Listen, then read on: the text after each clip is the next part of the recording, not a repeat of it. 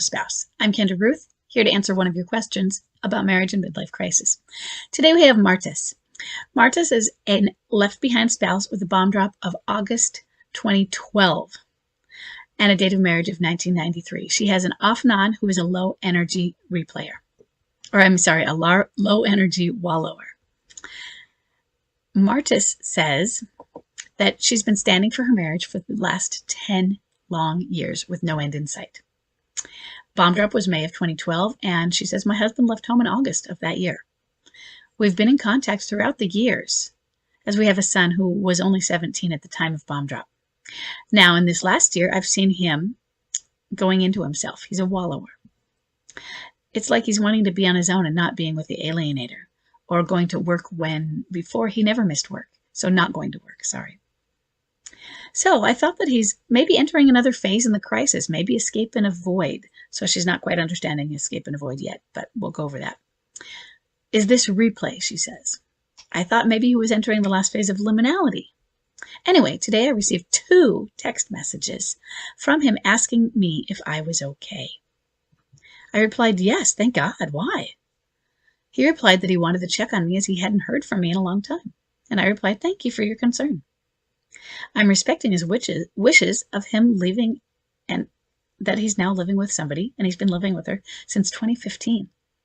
I'm thinking maybe he's in some kind of trouble. Why else would he care how I felt?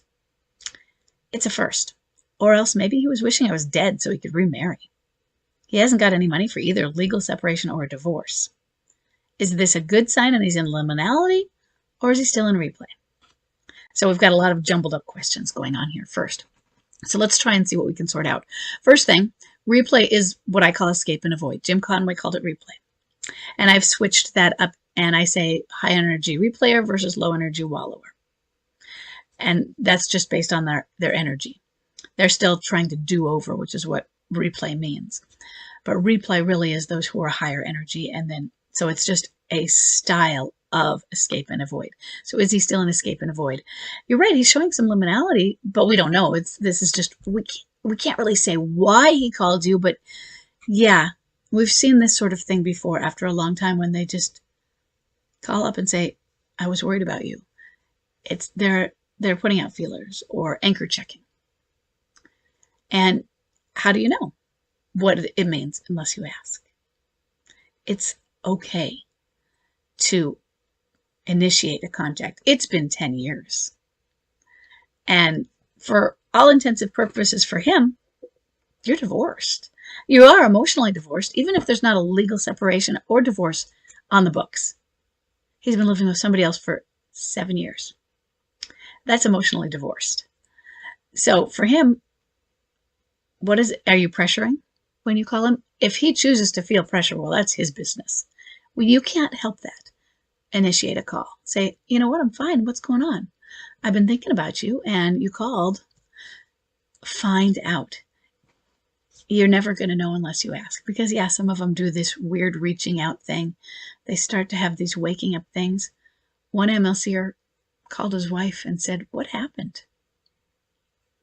We're divorced, right? I don't remember what happened. And he was feeling devastated over it, but he didn't understand the why.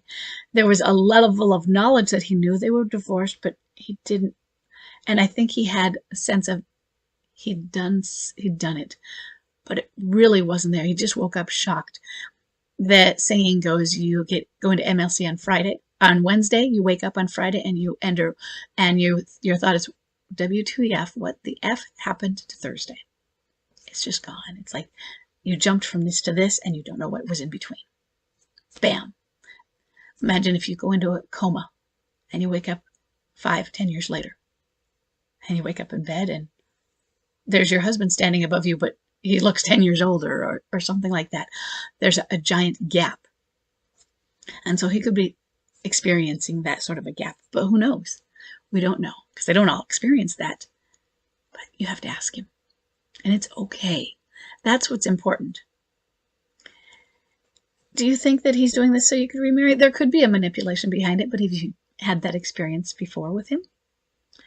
MLCers are manipulative, but if yours hasn't been like that, why don't you consider that he was calling because something out of the blue, like he hit his head and was suddenly concerned about you.